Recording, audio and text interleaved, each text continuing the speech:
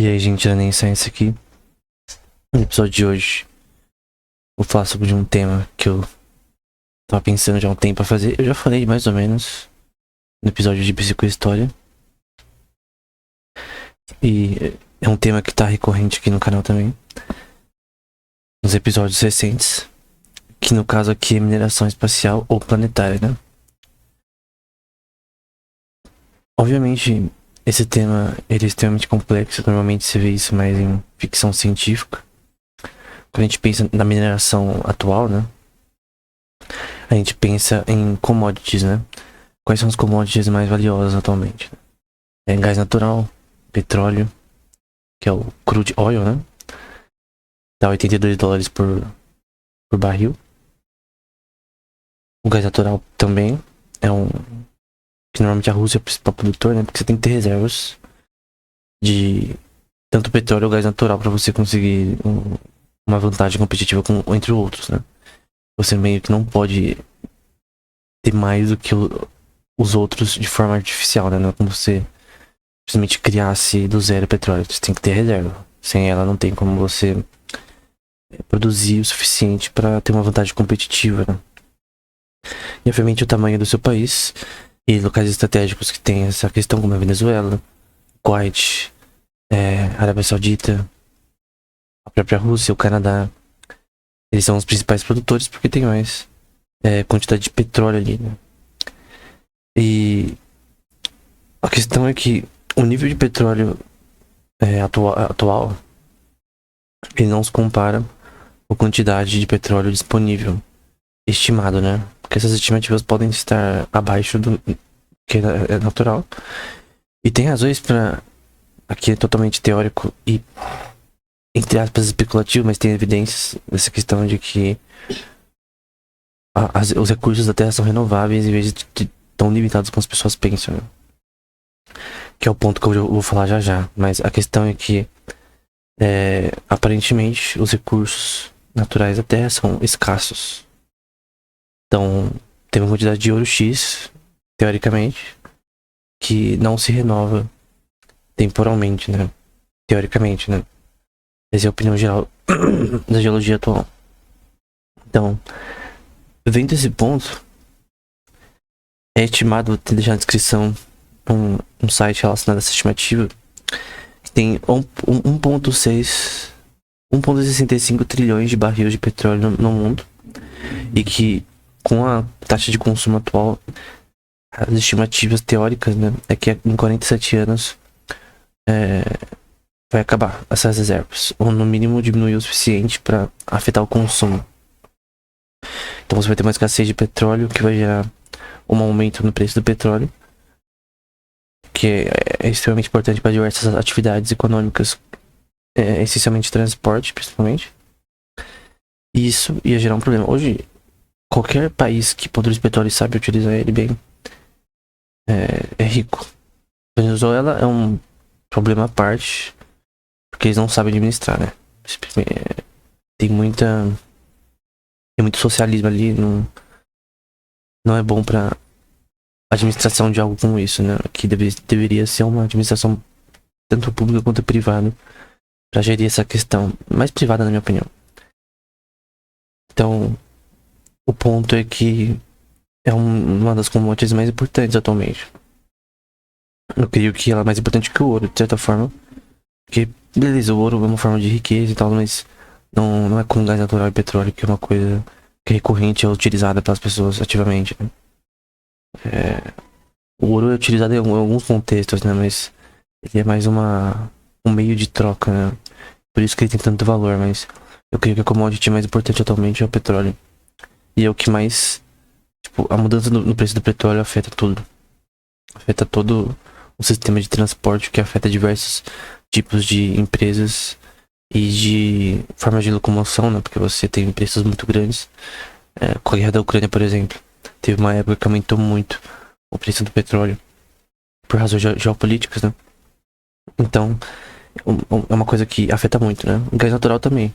Teve a questão, por exemplo, na guerra da Rússia e Ucrânia, de falta de gás natural na Europa, por causa que eles estavam tendo problemas com a Rússia. E ela é a maior fornecedor de gás natural para a Europa e não tem como você substituir. Então, com o aumento populacional do mundo, os países dependem um dos outros. Não é uma questão de tipo, é uma questão somente de eficiência, de você pagar menos pela mesma commodity. A questão é de dependência mesmo. Tem uma dependência que foi criada pelo aumento populacional, que foi criada pelo aumento na produção e atividade econômica, que permitiu, né? Eu já falei isso em vários episódios, pra mim é um axioma da economia, embora tenha pessoas que podem falar o contrário, que é o aumento na produção, na taxa de produção, principalmente em comida, tô falando de um ponto de vista geral tecnológico, é que aumenta a população de um país, né?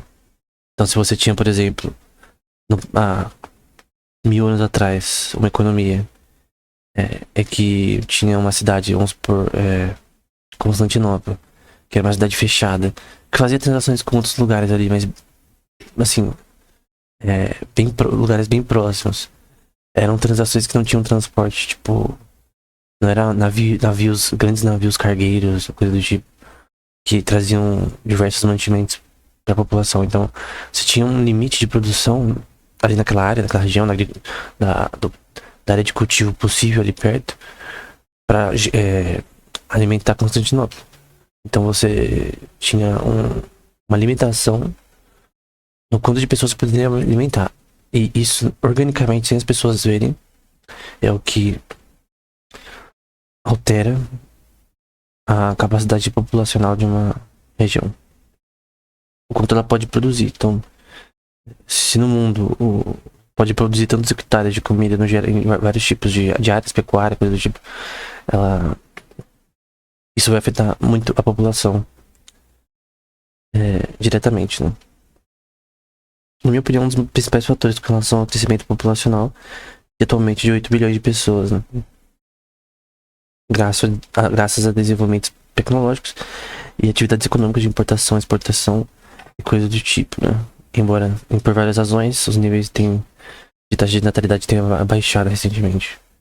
O crescimento econômico, normalmente, em países emergentes, cria esse efeito de aumento populacional, inicialmente, né? Então, o ponto é que cada vez mais o consumo cresce de petróleo, de crude oil. Tem essa estimativa, pode estar errada.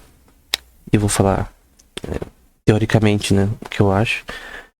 Mas o ponto é que se faz necessário entender se no futuro pode vir a ser possível de forma privada, não. Porque, assim, investimento público é limitado.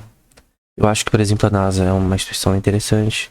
Eu acho que as instituições europeias, da Ásia, a Rússia, são interessantes, mas elas são limitadas pelos recursos que elas têm. Então, a iniciativa privada ela tem muito mais liberdade, até de corporativa, de investimento nessa questão, como por exemplo a SpaceX, do Elon Musk, né?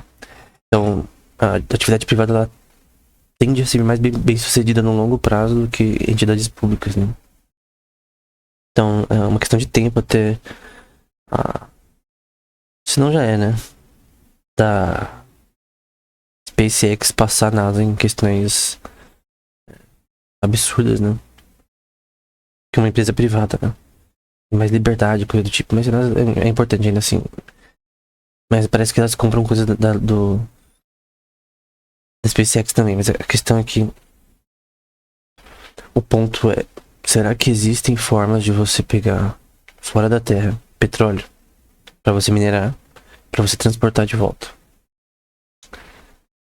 Antes de falar sobre isso, eu queria falar sobre uma teoria que eu deixei na descrição, alguns artigos sobre isso. Eu já fiz um vídeo nesse tema, que é a possibilidade de fusão no centro da Terra. O que é fusão? Fusão é o que acontece no Sol, né? Em estrelas, que é basicamente interações próton-próton, interações químicas que geram hidrogênio e hélio. E tem toda uma produção química que vai para deutério, lítio e coisas do tipo, que gera a fissão nuclear, que gera a quantidade de energia que a gente tem em estrelas, que depende da massa dela também, né? é a velha relação que massa é igual a energia e energia é igual a massa, né? Então, se uma estrela ela tem uma massa maior, ela vai produzir mais energia. Especialmente por também tem essas interações de fusão nelas, né? É um tema que a gente vai falar posteriormente. Mas o ponto aqui é que a gente tem diversos tipos de possibilidades, né? Que podem vir a sugerir que ou existe fissão no centro da Terra, que dizem que podem tem evidências de depósitos de urânio, o tipo de urânio que pode realizar isso, né? E thorium também, mas mais urânio. São elementos que em que a fissão é possível. E seriam reservas naturais que já foram encontradas e que podem sugerir que tem fissão em partes da Terra, né? Ali não no seu centro, né? Mas tem regiões ali de fissão próximas ao núcleo de fusão, fissão na verdade, próximo ao núcleo da Terra. Outra teoria diz que na verdade aí vai ser questões teóricas de composição no núcleo da Terra, né? Que podem sugerir que tem na verdade fusão dentro da Terra e que vamos supor que isso seja verdade. Vou deixar um artigo na descrição sobre isso. Se fusão for possível, então a gente teria o suficiente para produzir todos os elementos, porque na fusão nuclear você tem a relação que pode produzir todos os elementos. Por isso que teoricamente, né, pelo menos na ciência atual, embora eu creio que seja muito especulativo, dizem que essa questão de que supernovas de estrelas que foram importantes na formação da Terra, que permitiram a gente ter os elementos na Terra que a gente tem. Então, o ouro, por exemplo, seria um resultado dessas supernovas em relação à Terra, enfim. São especulações, mas isso é uma coisa muito falada, assim. Várias palestras e cursos eu já vi professores falando sobre isso, né? Eu fiz recentemente um da Caltech, por exemplo, Evolution of the Universe, eu acho. E o professor falou, por exemplo, isso, essa questão, né? Que eu acho extremamente especulativo. Então, tem evidências sobre isso. Presente, por exemplo, em lava oceânica, evidências com relação a isso. Algumas regiões, especialmente na Rússia, né? Que mostram evidências dessa questão, mas é teórico, no fim, né? Não se sabe se realmente é verdade. Mas se for verdade, isso poderia permitir que todos os elementos fossem criados pela própria Terra mesmo. Então, ouro, petróleo. O petróleo não tem nada a ver com isso, né? Mas todos os elementos que a gente tem presentes, minérios, por exemplo, seriam produzidos aqui mesmo, sem interferência externa. E nesse caso, isso poderia sugerir que essa limitação estática de produção de certos elementos que dizem que são escassos, como petróleo, coisa do tipo, seria, na verdade, mentira. Que seria a própria Terra renovaria esses recursos continuamente ao longo da sua história, né? Mas isso é altamente especulativo também. Então tem a possibilidade tanto de fissão quanto de fusão. Alguns sugerem até os dois. Eu vou deixar alguns artigos nesse tema. Eu também fiz um vídeo nesse tema, que eu vou deixar na descrição. Se isso for verdade, então essa questão de escassez não é tão relevante quanto as pessoas pensam. Ainda assim, o nosso tema aqui, a gente vai falar sobre questões associadas à possibilidade de mineração planetária, né? Ou espacial. Eu creio que o exemplo mais claro, eu vou deixar algumas referências na descrição também, a NASA falou, isso aqui é um pouco velho, né? Sobre a possível mineração de alguns elementos, eu não lembro exatamente qual, iridium, na verdade. mineração de irídio em asteroides. Então, irídio é um elemento que não é tão presente assim na Terra. Tem camadas geológicas que tem bastante irídio e dizem que é material de asteroides, né?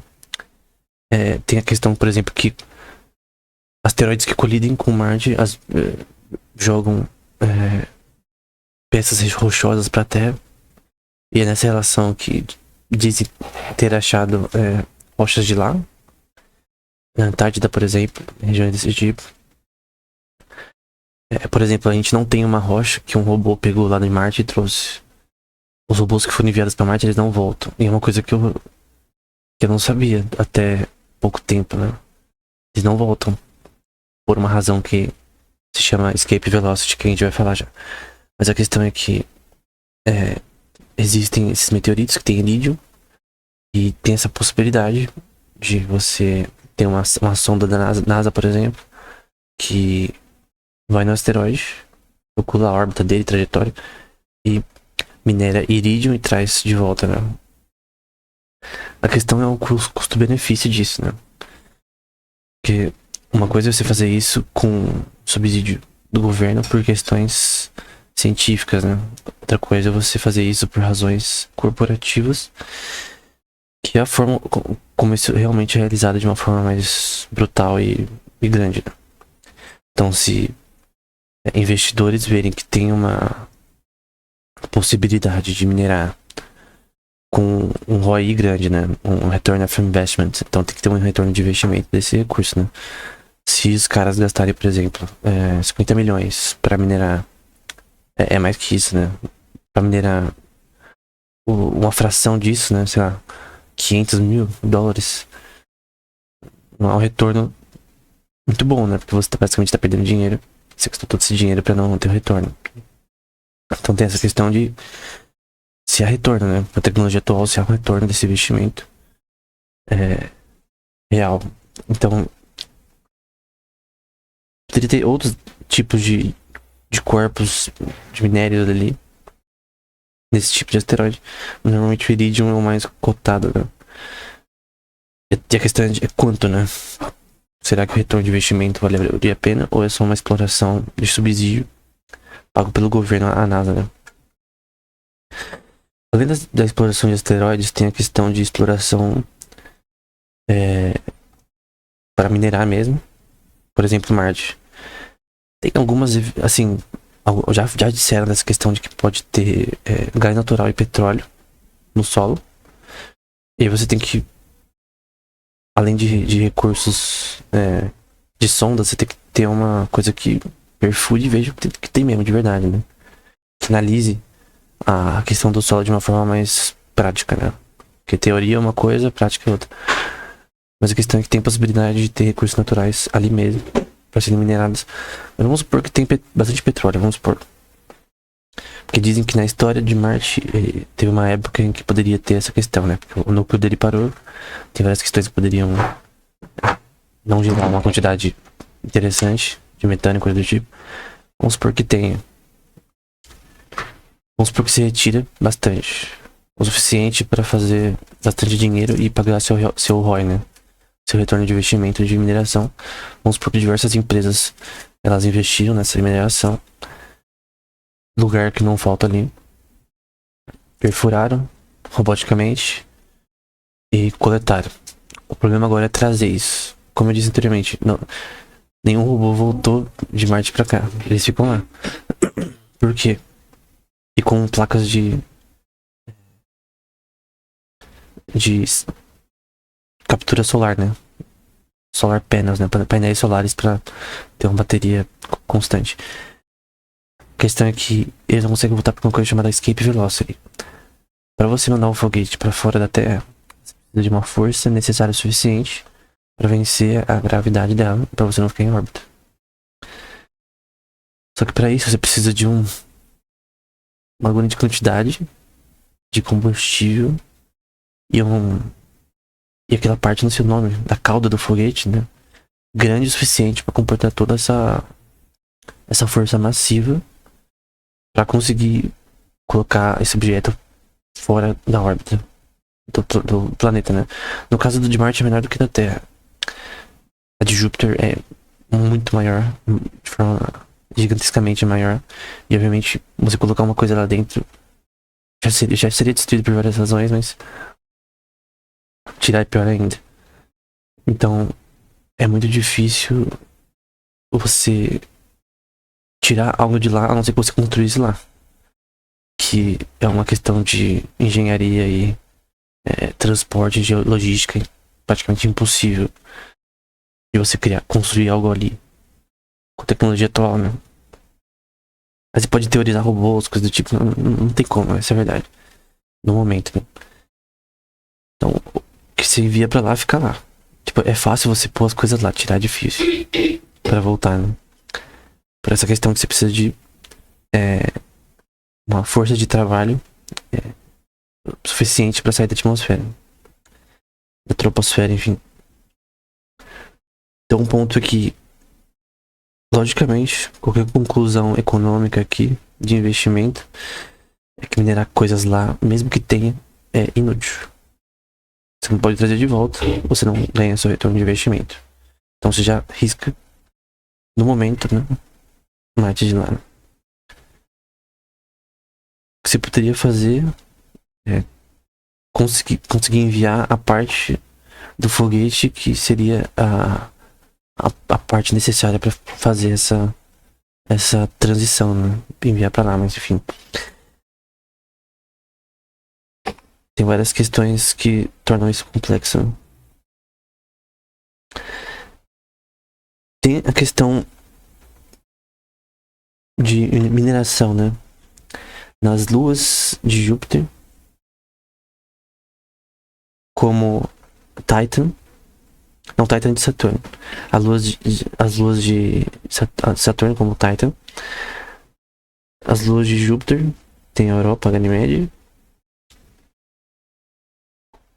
A questão de presença de petróleo ali, especialmente em Titan, né? Então Titan é uma lua bem grande de Saturno, se eu não me engano. E tem uma presença muito grande, com sondas viram isso, né? De hidrocarbonos, né? Hidrocarbonos. Basicamente uma chuva de compostos químicos. E que tem essa teoria, que tem evidências da sonda, de que tem mais óleo em Titan, petróleo, né? Em Titan, do que na Terra. E gás natural também. Vários recursos de metano e acho que etanol, acho que tem em inglês, não sei se é etanol em português. Tanto não só em Titan, né, mas tanto Uranus também, urânio, não é português? Acho que é Uranus também. Tem bastante quantidade de hidrogênio, hélio e metano. Saturno também, em forma líquida e sólida. E Netuno também tem bastante hidrogênio, hélio e gás natural, né? Metano, ele é basicamente 70 a 90% do gás natural. Então, você tem metano, você já tem grande parte. E também tem etene também lá, nessas regiões. Então a questão é se você pode coletar esse metano, esse hidrogênio e hélio para conseguir usar essa commodity, trazer para a Terra e assim fazer dinheiro. Especialmente em Titan, né? Basicamente chove na atmosfera isso daí, provavelmente, né? E só para estimativas aqui, basicamente pelo petróleo da Terra ser 1,6 trilhões de barris, cada barril sendo $82, pode ter uma estimativa de que a quantidade de petróleo, grande parte que não foi minerada ainda, né? Não foi coletada, extraída, é igual a um pouco mais de $1 quadrilhão. Tendo em vista também que tem petróleo que nem foi encontrado. Que em questões de estimativa, essa estimativa de 1,6 trilhões pode ser maior. Então um ponto é que você tem uma reserva que possivelmente de centenas de trilhões de dólares de petróleo em Titan, que tá ali, pronto para ser minerado, extraído. E no caso, empresas poderiam buscar isso no futuro, né? De ir até Titan forma robótica, né? Totalmente. Extrair uma quantidade. Obviamente, a questão é problemas de extração, problemas da atmosfera, problemas de mau funcionamento desses equipamentos, questões de transporte, questões de distância. Então, seria melhor que você tivesse estações em diversas regiões para poder ter um transporte mais fácil entre elas e, no fim, ter um acesso mais rápido a essa extração. Então, você poderia pegar essa extração e enviar para estações próximas de lá que você construiria e que estaria em órbita por ali, para você conseguir, ao menos, que se você ficar indo e voltando que nem idiota, não dá certo, né? Seria melhor você criar reservas do que foi extraído de estações próximas ali. Estações espaciais mesmo, que a gente tem essa atualmente da NASA e outras instituições governamentais, né? Você extrairia o máximo que você conseguiria quando tivesse um nível até o suficiente para custear o transporte de volta e da operação também. Você tem um custo para fazer isso, você tem que ter um lucro acima desse custo. Visto que tem alta liquidez para você vender facilmente esses recursos naturais, especialmente metano e petróleo, e petróleo no caso, e você enviaria de volta, né? Toda questão tecnológica de custo atualmente é simplesmente absurda. Como eu disse antes, a iniciativa privada ela tem uma qualidade, uma distribuição e descentralização que permite que isso avance mais rápido. O problema é o retorno de investimento, né? Se isso realmente funciona, se é possível, e atualmente provavelmente não. Não é impossível, mas atualmente não é possível. A questão é se vale a pena, né? Porque se algo vale a pena, se algo realmente dá dinheiro, as pessoas vão fazer. Sempre tem um maluco pra qualquer coisa, que topa tudo e que está disposto a ter um risco, né? Porque isso aqui é totalmente de risco, pra conseguir lucrar através disso, né? Então, não é uma questão impossível. Tem questões só barreiras tecnológicas que não permitem que isso seja feito atualmente. Questão de transporte, também a questão de anos ou meses que poderia demorar para enviar de volta isso, pela questão de combustível necessário, que o atual não é o suficiente para você viajar rápido o suficiente para ter essa questão temporal, né? Você ter o retorno do seu investimento num tempo devido, né? Então, se você esperar anos para todo esse transporte, não vale a pena, né? Do ponto de vista de investimento. O investidor, ele quer o mais rápido possível, com menos risco possível.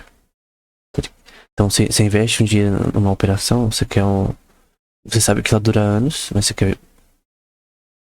você quer que tenha menos risco possível, né? Porque vai durar anos. Quando você investe, por exemplo, em títulos do governo. Então, eu invisto num título de governo de 30 anos do Japão. Como ele é de longo prazo, eu espero um retorno, um yield, né, alto. Só que investir numa corporação, por exemplo, é mais complexo, porque você às vezes consegue retorno de curto prazo, mas você tem um alto risco. E esse investimento, no caso, seria de alto risco. Mas a questão tem grandes reservas de gás natural e de petróleo em Titan, especialmente, mas também na Encéladas, né? Você tem criovulcanismo, né? Questões relacionadas a isso que são meio que como se fossem geysers naturais que gospem componentes químicos, né? Nesses vulcões criogênicos, né? Por exemplo, em Enceladus, que é uma lua. Eu não lembro se é de Saturno ou não lembro exatamente se é de Júpiter. Mas na Enceladus, por exemplo, que eu já falei em outro episódio, tem essa questão do criovulcanismo em diversas outras luas, né? Triton, que é uma lua de Netuno, né? Também tem possibilidade de ter essas questões, especialmente nitrogênio líquido, perdão, nitrogênio congelado. Isso eles veem através de sondas, né, que vão perto para analisar topograficamente esses objetos celestes, né? Então, o ponto é que, por exemplo, na questão de gás natural, tem possibilidade de ter em Uranus, Saturno e Netuno. E aí a questão, tem como você coletar e sair da atmosfera para levar ele de volta, porque tem essa questão, você tem que se está na atmosfera, talvez você consiga fazer alguma forma de você coletar fora somente na órbita, né? Não sei, mas quando é uma coisa mais mineral mesmo, que você tem que quebrar a rocha pra achar, é um pouco mais complexo. Você extrair, tem esse grande problema de você vencer a escape velocity, então é uma questão de logística, questão de engenharia, com relação a como vence escape velocity do que você coleta ali. Beleza, você coleta uma grande quantidade de petróleo em Titan. E agora? O que você faz? Como você sai dali? Envia para uma estação em órbita para depois enviar para estações próximas daquela ali. É uma questão que depende de bastante pensamento, né? Com relação a isso. E a gente não tá falando nada de colonização nem nada disso. É só questão robótica pra mineração mesmo. Minerar e trazer de volta e lucrar com isso. Mineração espacial. É possível no momento? Você investiria numa empresa disso atualmente? Eu talvez investiria por questões de achar interessante, mas não com uma expectativa de ganhos nem de longo prazo. Porque eu creio que os avanços nisso têm sido, assim, logicamente é um problema que não é resolvido. Essa questão de você vencer em escape velocity, mesmo que você colete esses recursos, né? Então a questão é, tem Titan, que vale aí no mínimo centenas de trilhões de dólares em questões de recursos naturais contínuos. Obviamente você gostaria de coletar esse petróleo e trazer de volta. A questão é como. No caso de explorar Urano, só é muito mais complexo.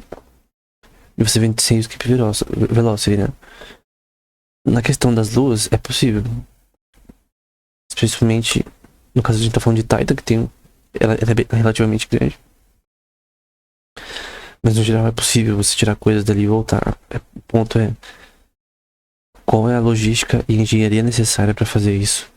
Tem um custo baixo, né? E esse é o maior problema.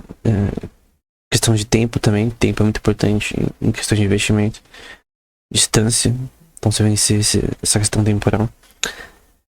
E eu não tenho soluções para isso, por exemplo. Seria interessante alguém pôr nos comentários uma ideia. Mas o ponto é que de um ponto de vista de investimento futuro, não sei quando isso for possível. Porque eu, por exemplo, eu pensava que eu via Eu, Robô quando era pequeno, o filme. Tinha aqueles carros que andavam sozinhos, né? Aí eu pensava, tudo nesse filme eu acredito que pode acontecer. Quando eu era pequeno. Só que eu até falava em voz alta, só que nunca vai. Tipo, achar impossível que ia ter carro que anda sozinho. Tudo no filme talvez aconteça, não sei. Mas não o carro rodar sozinho. E hoje, a gente tem Tesla. A gente tem Common AI. São carros que andam sozinhos. Usando inteligência artificial, né? Radars, lidars e coisas do tipo. Então o ponto é de ficção científica, mas uma pessoa há 1000 anos atrás nunca pensaria que você conseguiria falar com outra pessoa ao redor do mundo e ver a cara da pessoa numa tela. Um objeto que parece, sei lá, um pedaço de ferro com um vidro. E você conseguiria fazer uma mensagem a uma pessoa de voz ou de rosto. poderia ouvir música, enfim, jogar um jogo. Se você falasse há 1000 anos atrás isso, as pessoas iam falar que você é maluco, que não faz sentido. Mas hoje isso é normal. Então o ponto é, a questão é investimento. Se há lugar para investimento e há retornos de médio prazo, as pessoas investem. No caso, como isso não é o caso aqui, que tem problemas que não são resolvidos, talvez tenha avanços tecnológicos que Deus ainda irá permitir ou não que a gente tenha. A gente não pode fazer essas questões, né? Mas eu creio que, vamos supor que você resolva o problema logístico de escape velocity. E qual seria a primeira coisa que você faria? Então você consegue ir para um sistema planetário, retirar recursos naturais e voltar de forma eficiente, né? Coletando o suficiente para pagar seu investimento, para ter lucro. E vamos supor 10 a 20% a mais no que você investiu. No mínimo, né? E aí, no caso, vamos supor que você venceu isso logisticamente.